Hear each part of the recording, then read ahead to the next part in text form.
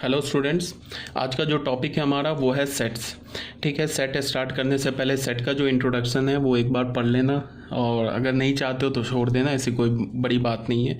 ये बस ऐसे ही लैंग्वेज लिखा है, एक बार पढ़ लेना। थोड़ा बैकग्राउंड लिखा हुआ है यहाँ, सेट कहाँ किसने सेट का सबसे पहले सेट किसने डेवलप किया, सेट का पहले क्या डेफिनेशन था, फिर बाद में क्या मॉडिफाई हुआ, ये सब बात लिखी हुई है। ठीक है, इसे पढ़ना नहीं तो छोड़ देना। ठीक है, अब आ जाओ यहाँ पे इंपॉर्टेंट सेकंड जो पेज है यहाँ से आ जाओ। सेट को सबसे पहले हम लोग डिफाइन कर लेते हैं। सेट का डेफिनेशन क्या है? A set is a well defined collection of objects, it is generally represented by capital letters. Set होता क्या है? वेल डिफाइंड ऑब्जेक्ट्स के कलेक्शन को हम क्या बोलते हैं? सेट्स बोलते हैं। ठीक है, इसमें जो टर्म है ना ये वेल डिफाइंड, ये इम्पॉर्टेंट है। मतलब क्या कि आप कैसे ऑब्जेक्ट्स के कलेक्शन को आप सेट बोलोगे, वैसे ऑब्जेक्ट के कलेक्शन को सेट बोलोगे जो ऑब्जेक्ट वेल डिफाइंड हो। वेल डिफाइंड का क्या मतलब होता है? कि जिसका जो डेफिनेशन हो ना वो यूनिवर्सल हो, वो चेंज ना हो। ठीक है, ऐसे ऑब्जेक्ट के कलेक्शन को आप सेट बोलोगे। जैसे अगर मैंने बोला the collection of all English alphabets, या मैंने बोला the collection of all vowels in English alphabet is a set containing 5 elements AEIOU। यहाँ पे क्या बोला जा रहा है कि जैसे हमें पता है ना कि इंग्लिश अल्फ़ाबेट्स में 5 वॉवेल्स होते हैं AEIOU, तो ये जो हमारे पास जो वॉवेल्स है ना ये वेल डिफाइंड है। चाहो तुम इंडिया में वॉवेल्स बोलो, चाहे तुम अमेरिका में वॉवेल्स बोलो, चाहे लंदन में वॉवेल्स बोलो, किसी भी कंट्री में ऑल ओवर वर्ल्ड में कहीं भी जाओ, वॉवेल्स यही 5 होते हैं AEIOU। तो इसका मतलब इसका जो डेफिनेशन है ना वो यूनिवर्सल है। तो हम लोग क्या बोलेंगे कि जो वॉवेल्स के जो हम लोग कलेक्ट करेंगे ना, तो उस कलेक्शन को हम सेट बोल सकते हैं। क्यों बोल सकते हैं? बिकॉज वॉवेल्स जो होते हैं ना वो वेल डिफाइंड होते हैं। तो वेल डिफाइंड ऑब्जेक्ट्स के कलेक्शन को हम क्या बोलते हैं? सेट। तो अगर मैं तुम्हें बोलूं कि set of all vowels in English alphabets is a set, तो तुम बोलोगे yes of course is a set, because English vowels in English alphabets is well defined. ये जो है ना हमारा वेल डिफाइंड है। ठीक है, जैसे मैंने सेकेंड में क्या बोला, the collection of all Capitals in of states of India is a set. ठीक है, अगर तुम इस इंडिया के सारे जितने भी कैपिटल्स हैं, स्टेट्स के जो कैपिटल्स हैं, उसका तुम अगर सेट बनाओगे तो वो भी एक सेट है। बिकॉज क्या होता है, जितने भी स्टेट्स हैं ना इंडिया में, उनके कैपिटल्स तो वेल डिफाइंड है। ऐसा तो कोई एम्बिग्यूटी है नहीं कि हम बोलें कि किसी भी स्टेट का कैपिटल डिफाइंड है या नहीं डिफाइंड है, या क्या मैं भी, इसमें कोई एम्बिग्यूटी नहीं है, इट इज़ वेल डिफाइंड। तो वेल डिफाइंड है तो हम क्या बोलेंगे? It is a set. जैसे मैंने थर्ड में बोला the collection of all students of IIT Delhi is a set. अगर मैं बोलूँ कि IIT दिल्ली के जितने भी स्टूडेंट्स हैं उसका सेट बनाओ, तो सेट बनाओ, या फिर मैं बोलूँ कि collection of all students of IIT Delhi is a set, तुम बोलोगे ऑफ कोर्स। क्यों? बिकॉज IIT दिल्ली में जितने भी स्टूडेंट्स पढ़ रहे हैं वो वेल डिफाइंड है, मतलब कोई एम्बिग्यूटी नहीं है ना। अगर राम IIT दिल्ली का स्टूडेंट है तो वो राम है स्टूडेंट, इसमें तो कोई एम्बिग्यूटी नहीं है कि राम हो भी सकता है नहीं भी हो सकता है, तो कोई एम्बिग्यूटी नहीं है। इसका मतलब क्या? Is a set. अगर मैं बोलूँ collection of all intelligent person of Delhi is not a set, as the word intelligent is not defined because there is no standard scale for evaluation of intelligence. अब जैसे मैं क्या बोलूँ कि जितने भी इंटेलिजेंट पर्सन्स हैं ना दिल्ली के, उनका सेट बनाओ। अगर मैं तुम्हें बोलूँ कि जितने भी इंटेलिजेंट पर्सन है तो उनका सेट बनाओ, तो तुम किसी भी पर्सन का इंटेलिजेंसिया मेज़र कैसे करोगे? कोई ऐसा तो थर्मोमीटर है नहीं कि वो बता देगा कि इसका इंटेलिजेंट ये 97% इंटेलिजेंट है, ये 60% इंटेलिजेंट है, या 100% इंटेलिजेंस है। ऐसा तो कोई स्केल है नहीं हमारे पास। तो इंटेलिजेंस जो है ना वो वेल डिफाइंड नहीं है। क्यों? बिकॉज तुम अगर किसी से पूछोगे कि X पर्सन इंटेलिजेंट है या नहीं है, तो कोई बोलेगा X पर्सन जो है वो इंटेलिजेंट नहीं है, कोई बोलेगा कि इंटेलिजेंट है। तो फिर यहाँ पे एम्बिग्यूटी क्रिएट हो गया, तो हम इसे क्या बोलेंगे? It is not a set. Clear है? फिर यहाँ पे क्या है? The collection of good cricketer is not a set because the word good is not defined. अब जैसे गुड वर्ड हो गया, बैड हो गया, स्मॉल हो गया, लार्ज हो गया, इंटेलिजेंट हो गया, पुअर हो गया, रिच हो गया, ये जितने भी वर्ड्स हैं ना ये वेल डिफाइंड नहीं है। तो अगर मैं बोलूँ कि अगर मैं तुम्हें बोलूँ collection of all bright student of class 11th, अगर मैं बोलूँ कि सारे ब्राइट क्लास 11 के सारे ब्राइट स्टूडेंट का सेट बनाओ, तो तुम ब्राइट स्टूडेंट को वेल डिफाइंड ही नहीं कर सकते हो। अगर तुम बोलोगे कि मैं जिसके नंबर्स ज़्यादा आ रहे हैं एग्ज़ाम में, जिसके मार्क्स ज़्यादा आ रहे हैं, परसेंटेज ज़्यादा आ रहे हैं, उसको अगर तुम ब्राइट बोलोगे तो फिर वो गलत हो जाएगा। ऐसा कई केस है जिसमें जिनके मार्क्स जो हैं वो स्टूडेंट के मार्क्स कम आते हैं, बट फिर वो +2 में मार्क्स कम आते हैं, IIT में क्वालिफाई कर जाते हैं। +2 में मार्क्स, अब बहुत ऐसे बच्चे होते हैं जिनके +2 में 95% मार्क्स आते हैं, बट वो IIT में क्वालिफाई नहीं करते, दूर दूर तक उनका रैंक नहीं होता है। ठीक है, तो इसके लिए मैं क्या बोल रहा हूँ कि ये जो गुड हो गया, इंटेलिजेंट, बैड, ये सब वेल डिफाइंड नहीं है, तो इसका आप इस टाइप के एलिमेंट्स का सेट नहीं बना सकते हो। ठीक है, ये सब आप ऑलरेडी जानते हो, बस एक बार सुन लो। आज का भी जो भी लेक्चर है, ये जो भी आपको मैंने PDF सेंड किया, ये आप ऑलरेडी जानते हो। जो नेक्स्ट PDF होगा वहाँ से हमारा, वो हम लोग फिर नई बात सीखेंगे। तो अब यहाँ पे क्या बोला है, some standard notation for some special set, ये भी आप ऑलरेडी जानते हो, ये भी ऑलरेडी मैंने लिखा रखा है। ठीक है, but for the sake of completion मैं क्या करवा रहा हूँ, ये सबको एक बार जल्दी जल्दी क्विक रिकैप कर रहा हूँ। एन, कैपिटल N को क्या बोलेंगे, set of all natural number. Capital W को क्या बोलेंगे, set of all whole numbers. Capital Z को क्या बोलेंगे, सेट ऑफ ऑल इंटीजर्स, सारे इंटीजर्स का सेट। अगर Z पे मैं माइनस कर दूँ तो set of all negative integers. अब निगेटिव में 0 नहीं आता है और पॉजिटिव में भी 0 नहीं आता है, but non negative non positive में 0 आ जाता है। ठीक है, तो ऑलरेडी बता रखा है। फिर अगर मैंने Z माइनस बोला तो क्या हो गया, सेट ऑफ निगेटिव इंटीजर्स। फिर मैंने Q बोला तो क्या हो गया, set of rational numbers. Q complement, set of irrational number. Capital R से set of real numbers. R plus से set of positive real numbers. R minus का क्या मतलब हो गया, set of negative real numbers. एक कैपिटल C आता है, ये क्या होता है, सेट ऑफ कॉम्प्लेक्स नंबर्स।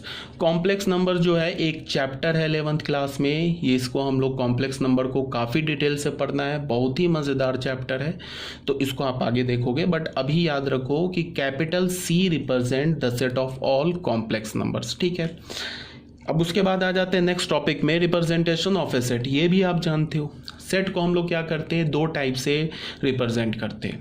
पहला जो रिप्रेजेंटेशन क्या होता है, रोस्टर फॉर्म। दूसरा क्या होता है, set builder form. Roster form में हम क्या करते हैं कि सेट के जितने भी एलिमेंट्स हैं ना, उनको कॉमा से सेपरेट करते हैं और एक कर्ली ब्रैकेट से क्लोज करते हैं। ठीक है, तो आ जाते हैं रोस्टर फॉर्म को हम क्या बोलते हैं, टेबुलर फॉर्म और रोस्टर फॉर्म। ठीक है, in this form set is described bye listing elements separated by commas and enclosed with in braces. Braces क्या होता है, ब्रैकेट का प्लूरल होता है। ठीक है, ब्रैकेट के प्लूरल को हम क्या बोलते हैं, ब्रेसेस। तो इसमें हम क्या करते हैं, एलिमेंट्स को लिस्ट करते हैं, कॉमा से सेपरेट करते हैं और ब्रेसेस से इनक्लोज करते हैं। जैसे ये देख लो, मैंने कैपिटल एक सेट लिया, set of vowels in English alphabets. ये जो है ना, मैंने सेट को लैंग्वेज में लिखा है। ठीक है, ये सेट को लैंग्वेज में लिखा है। अगर मैं बोलूँ कि ये कौन सा रिप्रेजेंटेशन है, तो ये रिप्रेजेंटेशन ना ही हमारा रोस्टर फॉर्म का है और ना ही हमारा सेट बिल्डर फॉर्म का है, ये किसी भी फॉर्म का रिप्रेजेंटेशन है, ये तो मैंने लैंग्वेज में लिखा है। अब मैंने क्या किया, ये जो लैंग्वेज में मैंने सेट को लिखा है ना, इसको मैंने किस में कन्वर्ट कर दिया, इसको मैंने कन्वर्ट कर दिया रोस्टर फॉर्म में। तो देखो इसके लिए क्या हमने लिखा, ये क्या बोल रहा है, set of vowels in English alphabets. तो ये क्या हो गया, small a comma small e comma I-O-U। तो हमारे पास ये A-E-I-O-U ये क्या है, ये सेट का एलिमेंट है। एलिमेंट बोल लो या ऑब्जेक्ट बोल लो। ये स्मॉल ए मैं पूछूं, ये स्मॉल ए क्या है, तो तुम बोलोगे कि ये जो स्मॉल ए है, ये कैपिटल ए सेट का एलिमेंट है या कैपिटल सेट ए का ऑब्जेक्ट है। ये अगर मैं बोलूं कि स्मॉल ई क्या है, तो तुम बोलोगे स्मॉल ई जो है ये कैपिटल ए सेट का एलिमेंट है। ठीक है, तो ये स्मॉल ए को क्या लिखोगे, इसको हम क्या रीड करते हैं, बिलोंग्स टू। ये भी ऑलरेडी बताया जा चुका है, तो इसको हम रीड कैसे करेंगे, small A belongs to capital A. इसको हम क्या रीड करते हैं, belongs to, read as A belongs to capital A. इसको हम क्या बोलते हैं, बिलोंग्स टू। ऐसे लिख के यहाँ पे ऐसे क्रॉस कर दिया तो क्या हो गया, डज नॉट बिलोंग्स टू। अब इसको उल्टा लिखने का क्या मतलब होता है, फॉर ऑल। अब जैसे मैंने बी लिखा, तो बी तो इसमें कहीं नहीं आ रहा है, तो हम क्या लिखेंगे, बी ऐसे करके ई को लेके ऊपर से थोड़ा पुश कर देंगे ऐसे और ऐसे क्रॉस लगा देंगे। तो इसका क्या मतलब है, small B does not belongs to A, because ये जो बी है इसका कहीं देख लो, कहीं तो एलिमेंट है नहीं, तो हम क्या बोलते हैं, B does not belongs to A. ये सब आप जानते होगे, बस एक बार सुन लो, ऑलरेडी आप जानते हो। ठीक है। अब यहाँ पे मैंने क्या लिया, एक सेकंड एग्जांपल लिया, कैपिटल सेट बी लिया एक, the set of even natural numbers. तो ये मैंने क्या किया, सेट को लैंग्वेज में लिखा। अब लैंग्वेज में लिखने के बाद सेट को किस में कन्वर्ट कर दिया, रोस्टर फॉर्म में। तो इवन नेचुरल नंबर बोल रहा है, तो पहला इवन नेचुरल नंबर क्या है 2, दूसरा क्या 4, तीसरा क्या 6, 8 एंड सो ऑन।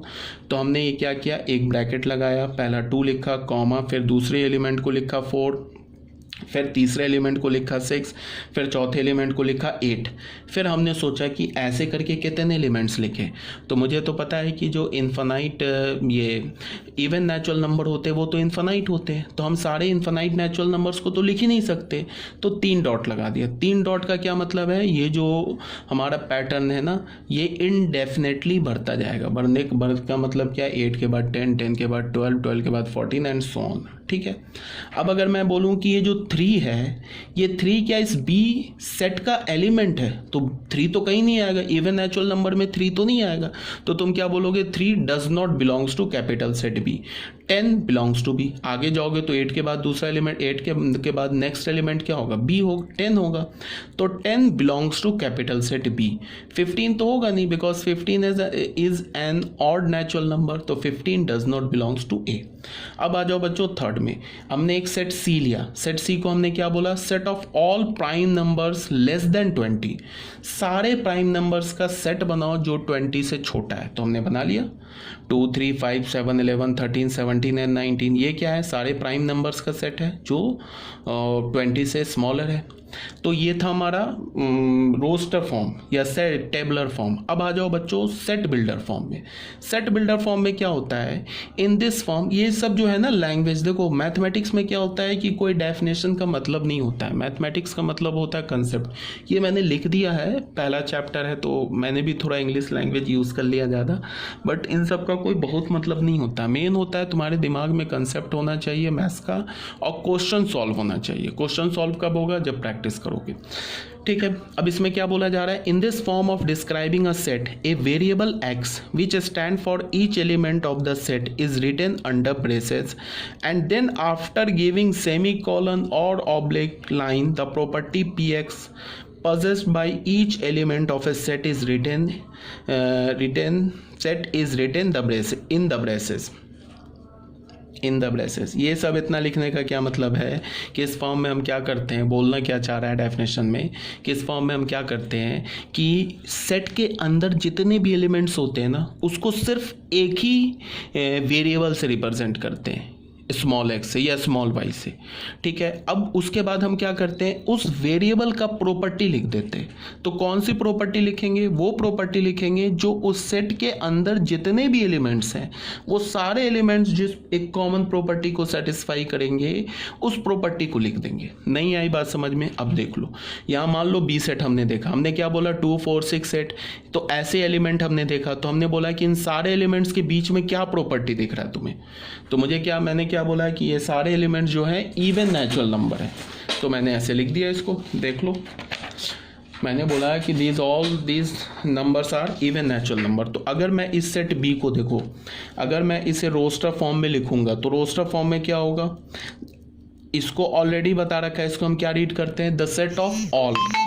उसके बाद हमने क्या लिखा, X such that X is equal to 2n। ठीक है, इतना लिख दिया। अब अगर मैंने इतना लिख के छोड़ दिया तो फिर गलत हो जाएगा, बिकॉज एन, अच्छा यहाँ गलत, हाँ गलत हो जाएगा। क्यों? बिकॉज एन क्या है, एन तो मान लो कि अगर हमने एन का वैल्यू डाल दिया 1/4, तो 2 इंटू 1/4 तो 1/2 आ जाएगा, बट 1/2 तो है नहीं। तो यहाँ हमें बताना होगा कि ये एन है क्या, ये भी बताना होगा। अभी इंफॉर्मेशन हमारा इनकम्प्लीट है, तो हमने क्या बोला, and N belongs to natural number. अब जाके हमारा इंफॉर्मेशन कंप्लीट हो गया। तो बच्चों ये क्या लिखा है, ये क्या लिखा है, ये जो है ना, हमने इस सेट के जितने भी एलिमेंट है ना 2, 4, 6 सेट, इस 2, 4, 6 सेट का जो कॉमन प्रॉपर्टी है वो लिख दिया है। और ये x किसे रिप्रेजेंट कर रहा है, ये सारे एलिमेंट्स को 2, 4, 6, 8, इन सारे एलिमेंट्स को क्या रिप्रेजेंट कर रहा है, x। उसके बाद हम क्या करेंगे, x का कॉमन प्रॉपर्टी लिख देंगे, x की प्रॉपर्टी लिख देंगे। x क्या है, x इन सारे एलिमेंट्स को रिप्रेजेंट कर रहा है, 2 को भी, 4 को भी, 6 को भी, 8 को भी।